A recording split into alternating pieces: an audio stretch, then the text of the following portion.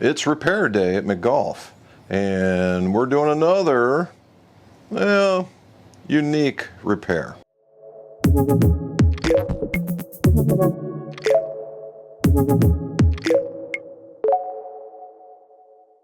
Welcome back to my golf shop. Jim McCleary, and we're doing a bunch of repairs.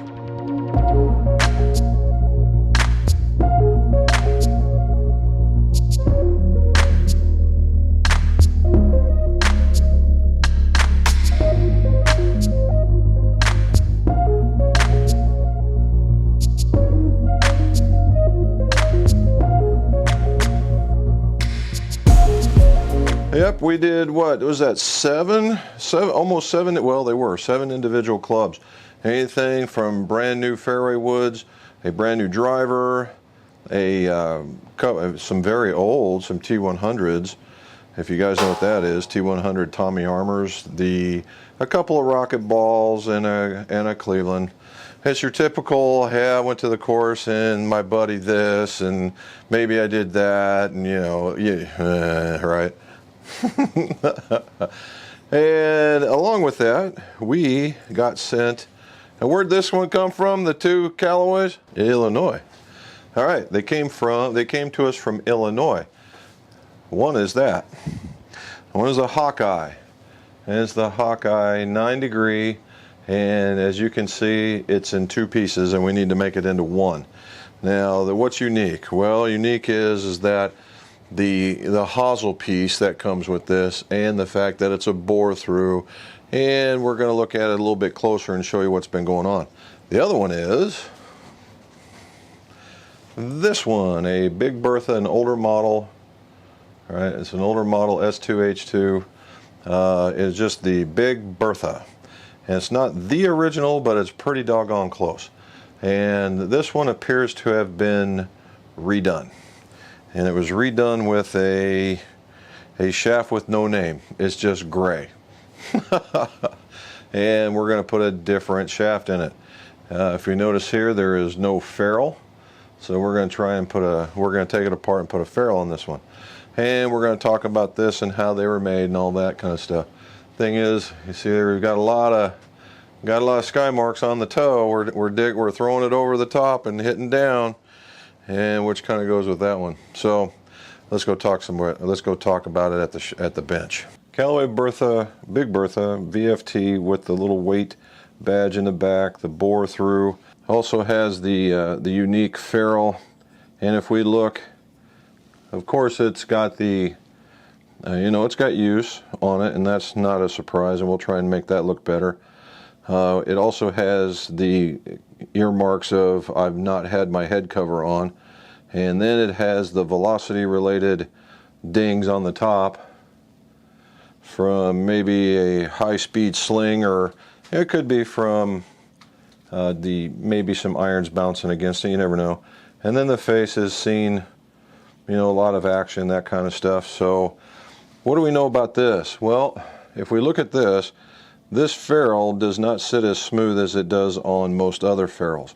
It just goes on top because it sits in there deep, and we'll see that when we take it apart.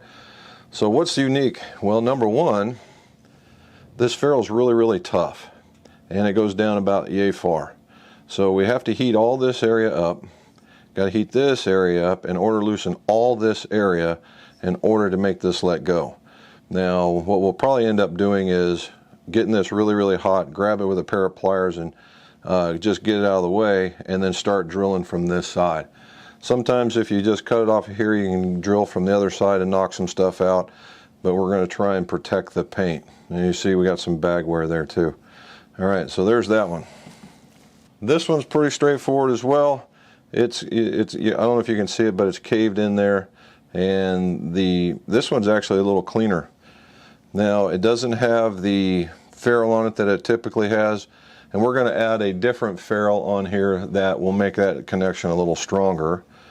And then we want to make sure we're looking at the top. We'll try and clean some of this up.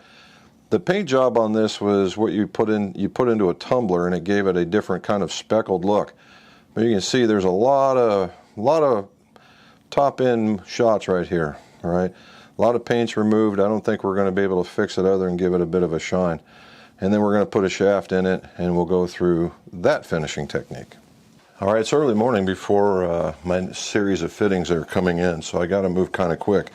However, I wanted to add in, it's like a magnet. You know, we were talking about doing an S2H2. We got a Callaway Hawkeye Big Bertha, and just yesterday in strolls a Greatest Big Bertha. There we go, Greatest Big Bertha.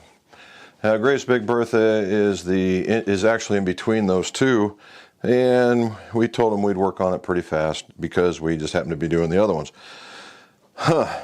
So we need to take care of this quickly. Now, to say that these repairs are easy is an understatement.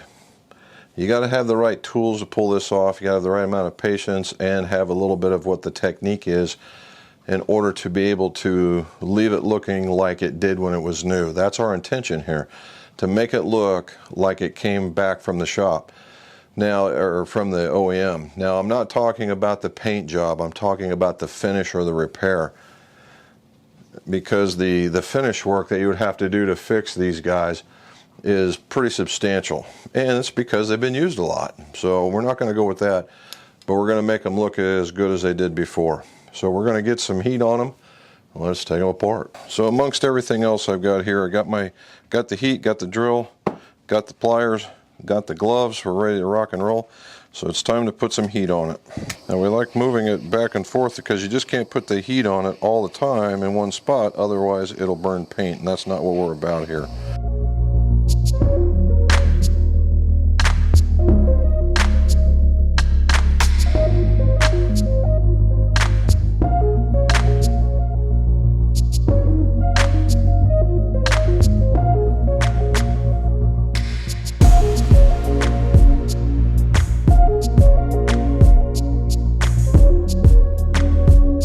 So we got the ferrule off. Now there's still a whole bunch inside here, and that's just to be able to remove some of the crud.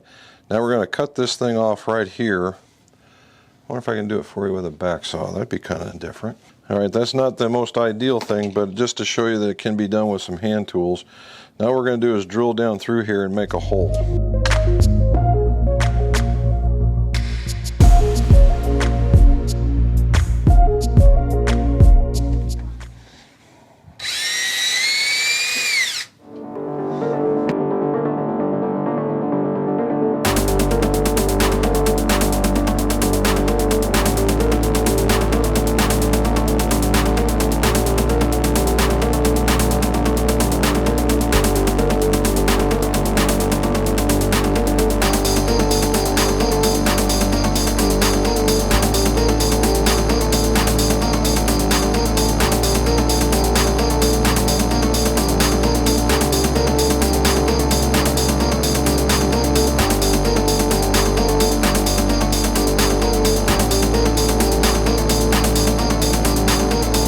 Most of it, I don't know if you can see it, but down in there, there's still some of the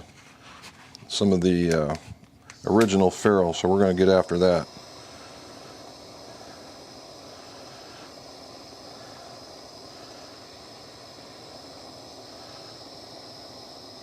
And the trick here is, when you're doing this, is not to put your finger over the hole that you're shooting the heat on.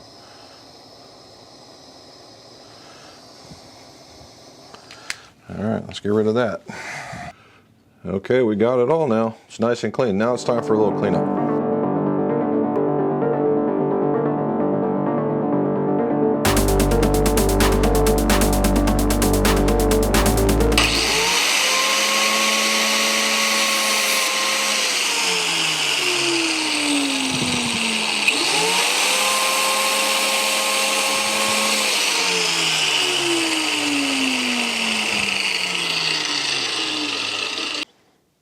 So we got that one done. Now let's put them together. Well, I gotta say, this has got to be one of my longest repair jobs or longest repair videos I've ever done, just because of all the things that get in between. I guess the hazards of running a shop and a fitting center and going golfing. Alrighty, so we'll get this out of the way. So this was, if you guys remembered how beat up this was, I kind of shined it up, took the wear mark away. Got a few of those pieces off. It's not nearly as deep. Got a little bit more shine. Now, one of the things we got to realize, if you notice, this thing has a pretty deep shine, which means it really wasn't one that looks like that, where it's a satiny finish. That's a shiny finish. So we're going to really have to do a little bit of work. It's a different finishing technique for this guy. So you just basically got a twofer on this video. Alrighty, so we've got this guy. We polished this one up. This one's seen its fair share of abuse in the day, but we're going to put it together. We're talking about ferrules. This one is the one that's going to go into the newer Hawkeye. Now, it's not the newest Hawkeye, but it's a newer Hawkeye. And you need that extra piece so it'll sit in there, and just like we talked about how it fits over the edge back here. Now, the other part of this is how it fits. So what we want to know is it a 335 or not? And if we look, there's a little bit of play. Not real bad, so we might get away with that one. So they have this is the standard, say, for like a 350. Now they make another one that has an addition down at the bottom here that gets smaller for the 335s. All right, this is the one for the 335. You notice how it's got a little bit of bigger extension, and all it does is it fits down in the same spot, and it's a little bit bigger down here on the bottom. But what it does is it creates a sleeve down in this neck of the woods up here, and it holds it in tighter. So we're going to have to figure out which one we're going to use there. All right, on to the next one. Now, these used to come with a very, very little piece. If you look, it's more collar than it is ferrule. Now, on the smaller one, the original Bertha, it would sit in there and it would look pretty good. All right. However, we're going to add a little bit more protection by going to a 1/4 inch. It won't look completely original, but it affords the club, because this is the weak spot, and it'll afford it a little bit more protection. Now on the big one, the Greatest Big Bertha, we don't want to use this one. You can look right here. It just looks bad, right? It's too small. Oh, it just looks too small. We don't like that. So in this one, it's going to be a little bit better. Not by a whole bunch, but it's going to look better, and again, afford a little bit more protection. All right, so we got all the shafts fitted to the right heads. And when you got, one-on-one is pretty easy, but when you're putting 3 and they're all different and they all go different, you would think, oh, it's easy to match them up. True, to an extent, except for when the shafts look alike, blah, blah, blah. All right, so what I did was I looked at the Hawkeye, and I decided to go with the longer ferrule because it was a 350 inside tip. So let's talk about that one. In the day, when they were making those, 350 was all the rage, and the reason why is because that was a weak spot in the shaft. 350, more stronger than 335. That's basically it, okay? So what we do is they made an aftermarket ferrule in order for you to be able to insert a 335. There'd be a little bit more glue around the outside, but we're talking about, 0.15, and when you divide it's 0.07 on each side, so it's really not a tremendous amount. And you get that, well, I can just glue that in there. Maybe.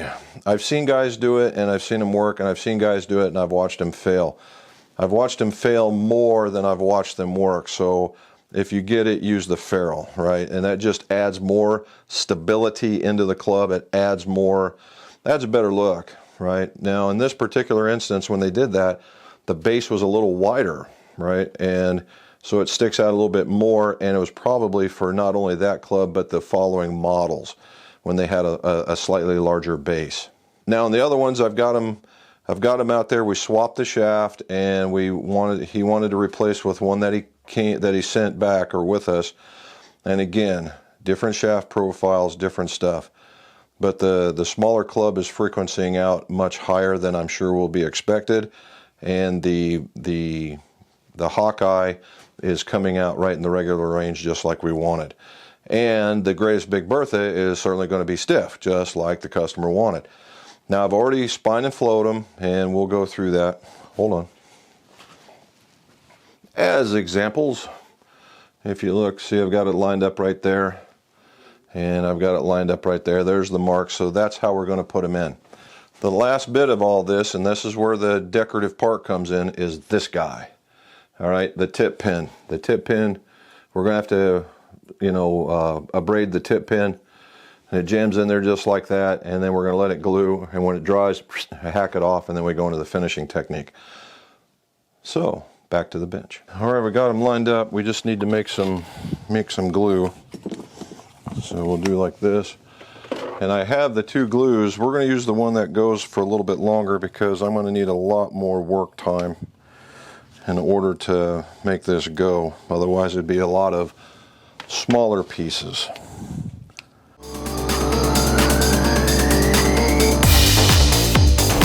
Now we're ready to go. All right, so number one, get a little bit of glue going. What I like to do is start it from the bottom here to ensure some gets into the bottom. Now this is not a neat operation, but you see how I got a nice amount going in there. Might wipe a little extra off. Ferrule goes on. Then we put some more glue on it so it goes to the rest of the club. Spinning it around as we go. Now as we see it's sticking through the top. And you just want it, there you go, just want it up, sticking out just a little bit. Then we want to clean up on the bottom. I'm going to pull off here so I can do this. Okay, so I've got it all nice and cleaned up. The last thing we want to do is a tip pin. And we work the glue in and out. Get it put in there. A little tapping.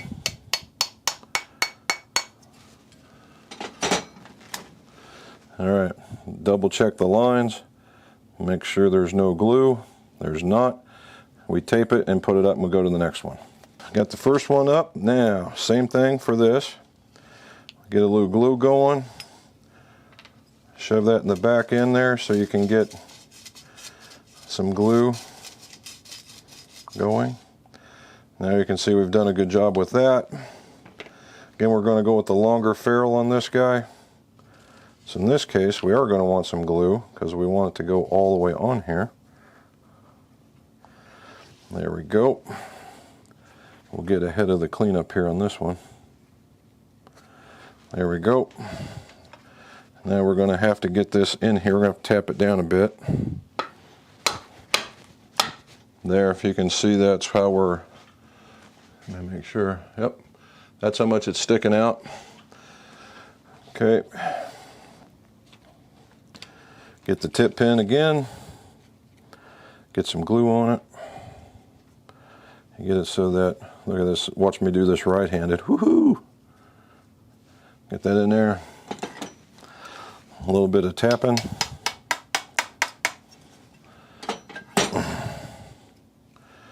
All right, get it spinning around, make sure the lines are lined up. One last wipe down to make sure it's not anywhere. That's what we get. All right, we go back and we put a little tape on it to make sure it doesn't move. And put it on. All right, we are moving and shaking. Last one.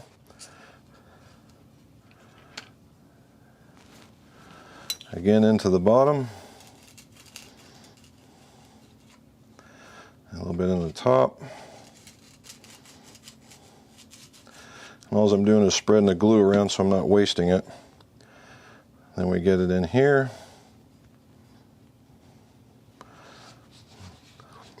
Now if you ever get any glue on your hand, you want to either wash it off immediately or at least wipe it off immediately, because once you do that you're bound to put a fingerprint right there, and that's not what we're about.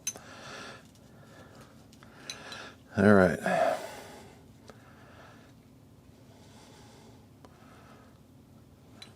little bit further. There we go. I want to put a little bit more glue on this. There we go. I want to make sure I can get enough in there. Get everything lined up. I'm going to go off and wipe this thing down again. Alrighty, so we got going through on this one, just a little quick wipe. Now, do you have to do that right now? No, matter of fact, if you don't, it's probably not gonna, it probably is better because it helps fill in the voids while it's drying, and because you're just gonna wipe it off anyway when you go to clean it. Well, we had some technical difficulties on that very last one. Ran out of battery. But the technique is the same. You got to get the bottom of the sole area, you got to get it with glue, right? Because you need that whole area to bond, just like in a regular hosel. But there's a lot of torque going on with these hoseless type drivers because it's right where the impact is at, not above it or below it, just right at it. So you really got to make sure that you get the shaft and the hosel area all lathered up with some glue, right? Now, we put those little bigger ferrules on it to give it a little bit of strength, and we use the one that will adapt from a 350 to the 335, and we got all the tip pins in. I use the 420 DP because it has a longer work time, and then it cures in a couple of hours. So we're going to wait a couple of hours because this next part is going to create a lot of heat. When you create a lot of heat, you give it the opportunity to break. And what I mean, the breaking of the bond, not necessarily a club. So we really need to figure that one out. So we're going to wait a couple hours, maybe a little bit more, make sure that bond is in there, and then we'll show you the finishing technique. We're going to show you the finishing technique for not only the old one, but the new one. So, gotta go mow. Hey, is that you? Hold on.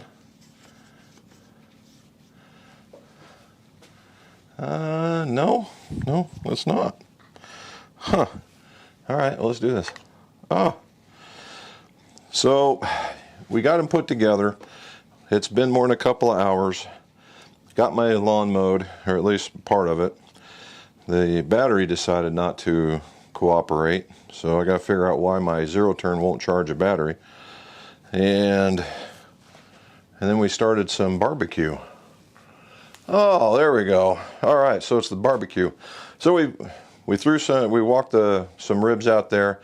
It's out on our rec tech, so we should be good to go there. Now, I've sawed off the ends of them, and what we use is a back saw, right? A back saw looks like something like that.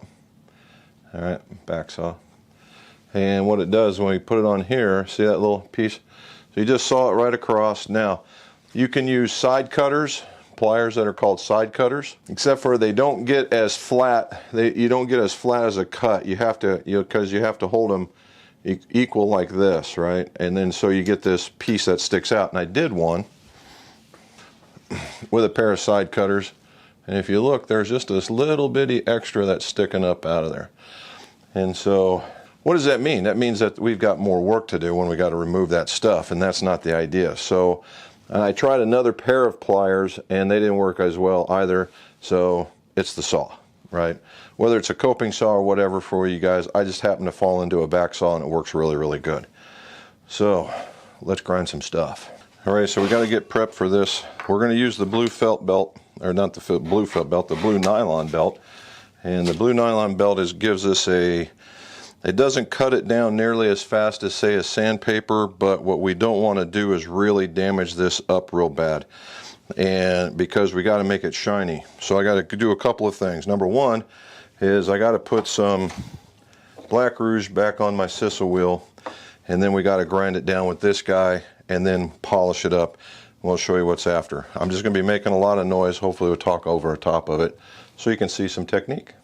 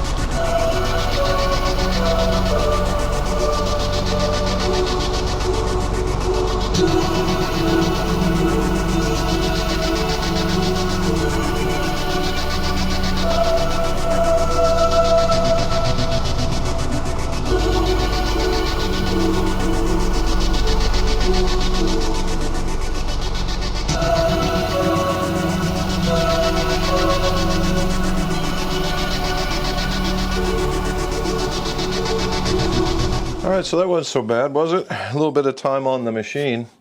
I sped it up a little bit, but that's just what it is. So the biggest Big Bertha came out, I gotta wipe this down a little bit more, but came out like that. Let's see if there we go. That's the biggest Big Bertha. Nice shine on it, the circle's right back there, it's nice and flat. That's one of the biggest things, right?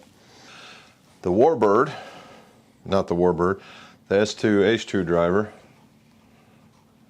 came out like that. Not too bad, right? Nice, again, same thing. And then what everybody wants to see, the Hawkeye. The Hawkeye's got a little bit better look on the bottom of it, all right? Nice and shiny. All right, nice and shiny. This one doesn't take a super high polish like maybe the next generation after these, they're not the C4s, but the next versions of these had a very chrome-like bottom on them. But I gave it it's kind of in between a polished satin, we'll call it that. And with the shine on the top, we're good to go. So now all I have to do is take off all my marking lines, dress it up, and grip them, and we're ready to go. So that's what we're really talking about here, right? Number one is being able to take it apart with the right tools. Now, you saw where we're taking it apart with my tool that pushes against the head so that we don't scrape the paint. That's number one. Number two is being able to drill them out when they have broken hosels. And you need a little bit of heat. You got to be really clever with the application of the heat, because this paint is very, very soft, right? It doesn't like a lot of heat, and you got to be really careful. It's not like today's paints. So that's number two. So once you get it heated, you got to really start working on it fast to push all that out. The next thing is you got to really clean all the hosel area or the bore through area, because there's all kinds of gunk that can get caught up in there, making the put together or the assembly difficult. So you want to make sure that that's clean as a whistle. And then when you get into the assembly phase, you know, we did the spine and the flow, so it's the same thing with the same trick with the fishing line, and you get it to flow. Then when we have it all put together, then you got to be patient. This is where patience comes in. You got to be patient for the glue to dry. You got to be patient so that you don't, like I let it go a few more hours, and this is some super tight glue, in order that there's been times where I've been going across this thing in a hurry and the whole pin just flies clean out. I'm like, no, you can't do that anymore. So you have to wait a little bit longer, because you do build up a lot of heat, as you can see. Particularly if you're using a smaller, like a 3M wheel on a grinding motor, you build up a lot of heat, right? So this one's not so bad. And then the idea is getting the right finish, right? We went from a satiny kind of sanded finish to a polished finish. And the polished finish pretty difficult in that you got to lay into the sisal wheel just right. And then when it's all said and done, make it look pretty, right? With getting all the lines and stuff off of it and cut and grip. So hopefully you learn a little bit about more bore throughs, right? It's about bore throughs. And if you got any questions, put them in the show notes below. Check out our show notes for we have some golf stuff going on with the aprons and hats and some divot tools. And I'll put that down in the show notes as well. And as always, guys and gals, let's see your scores go low.